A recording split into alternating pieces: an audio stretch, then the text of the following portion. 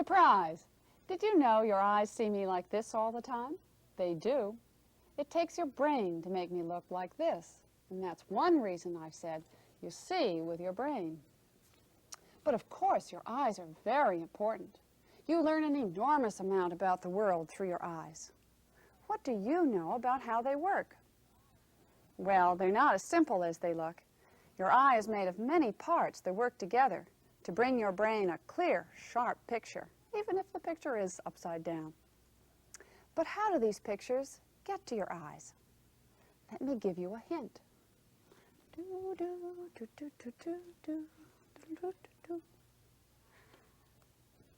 You see? I moved and you didn't see me move because I turned out the lights. Pictures can only travel on light rays. You can only see if some light is entering your eye. And the way all this happens is really very interesting. Your eye is round, like a marble. Light goes first through the cornea, this part here. The cornea is tough and clear, like the glass that covers the face of a watch. The cornea covers the colored part of your eye, this part here. The iris does more than give you brown eyes or blue. It's made of tiny muscles that can open or close that black hole in the center. This hole is called the pupil. Your pupil isn't always the same size. It can get bigger to let more light in and smaller to shut light out. The next part light travels through is the lens. This is the lens. Yes, a camera has a lens too. Only this lens can change shape. Muscles are attached to the lens that can make it change shape so that you can focus or see a thing clearly, whether it's near your face or far away. After a picture goes through the lens, it goes through some jelly-like stuff in here to the back of your eye. The back of your eye is like a movie screen. It's called the retina. After the picture goes through the rest of the eye, it shows up here on the retina. And you know what? Yes, it's upside down, just like the picture of me was a few minutes ago. All pictures would be upside down if your brain didn't take over and turn them right side up. What happens after the big nerve from the back of your eye to your brain takes over? Well, it sends a message to the right part of your brain, and the message might say, "Oh, there's a teacher on television showing me a model of my eye. I'd better listen and look and see what I can learn." Suppose your pupils couldn't get smaller to shut some light out. If they didn't, and you went outside on a very bright day, this is what might happen. But, of course, that's not what happens, is it? The iris makes the pupil smaller, shutting out some light. Now suppose that your pupils couldn't get bigger to let more light in. If they didn't, and you went into a dimly lit room, it would seem like this. A dimly lit room would be a dark room if your pupils couldn't get bigger and let more light in. So far, we've talked about muscles that help you focus your eyes and muscles that control the amount of light going into your eyes. Are there other muscles? Yes. There are muscles attached to your eyeballs. Your eyes have to move together. Both eyes must move in the same direction at the same time for you to be able to see clearly. So you see, the muscles in your eyes are really very important.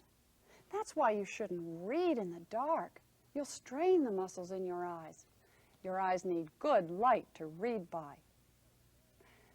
But even if you do take good care of your eyes, you still might start seeing things like this.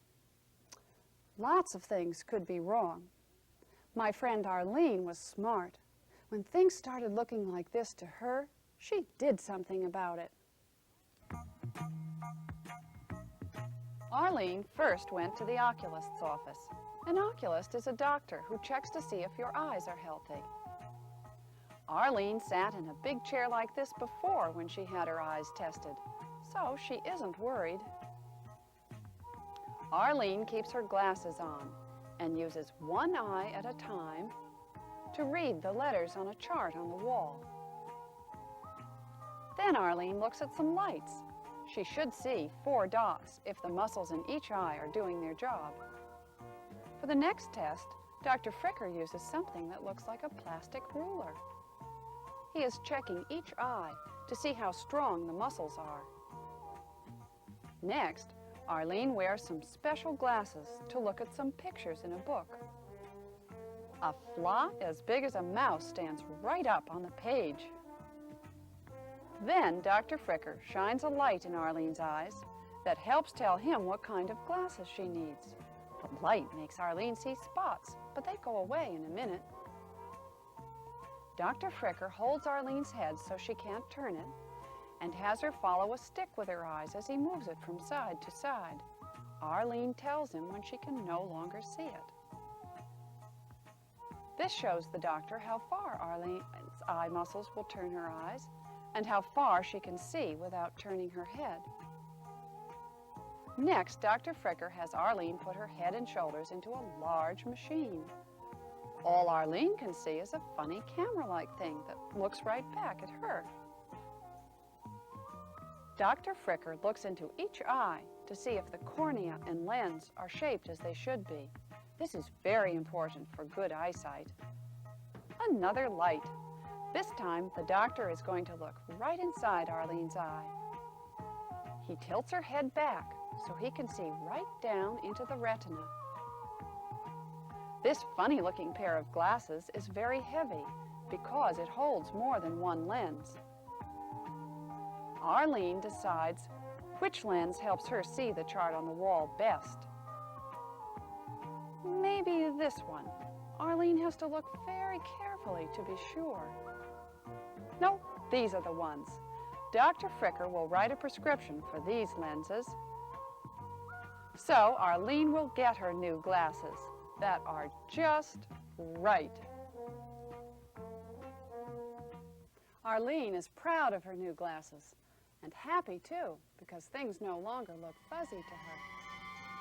I think that she looks very nice in her new glasses too.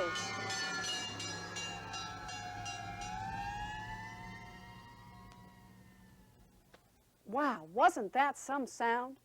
Fire engines are really loud, aren't they? Hey, wait a minute. How did I know it was a fire engine? I didn't even see it. I guess there's just one answer. My ears told me. As you know, your ears are the sense organs that catch and funnel sounds to your brain. Just like your eyes, your ears help you to learn a lot of things. Your brain remembers what it hears as well as what it sees. I knew that was a fire engine because I've seen one before, and I've heard that siren and bell before. Lots of sounds, like the siren, reach your ears all the time. Have you ever wondered how they got there? Well, just as pictures travel to your eyes on light rays, sounds travel to your ears on sound waves.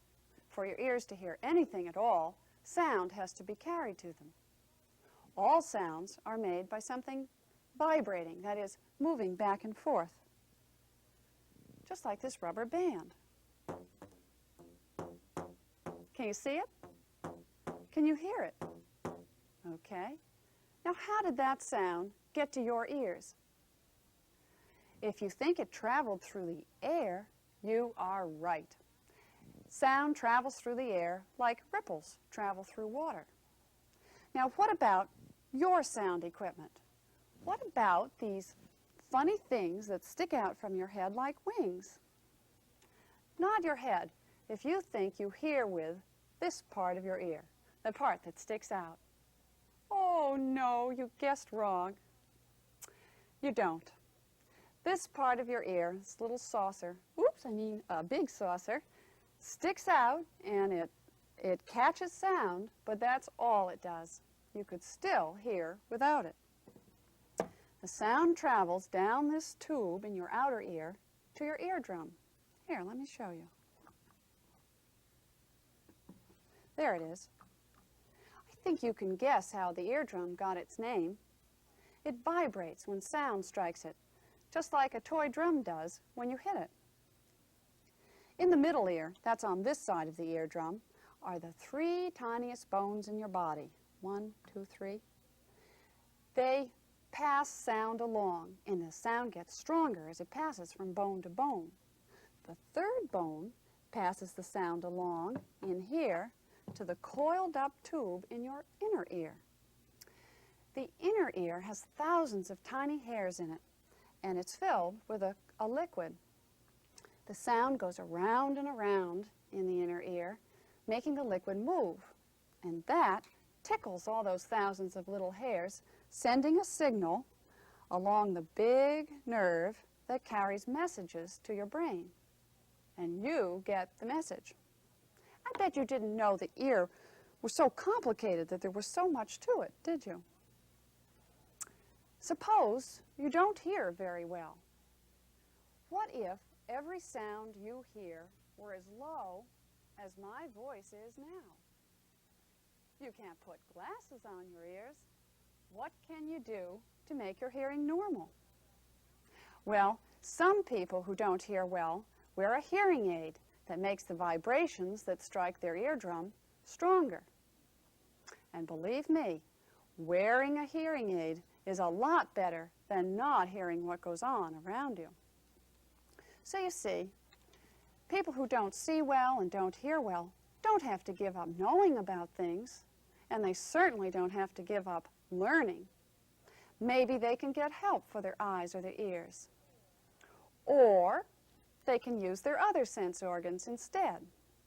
People who don't hear well can use their other sense organs, especially, what? Their eyes, right, to help them learn. And people who don't see well can use their other sense organs too, especially their ears, right, to help them learn. Did you ever stop to think about it? What a great team they are, your eyes and your ears. They work together all your lifetime, bringing in billions and trillions of sights and sounds, making being alive the exciting thing that it is.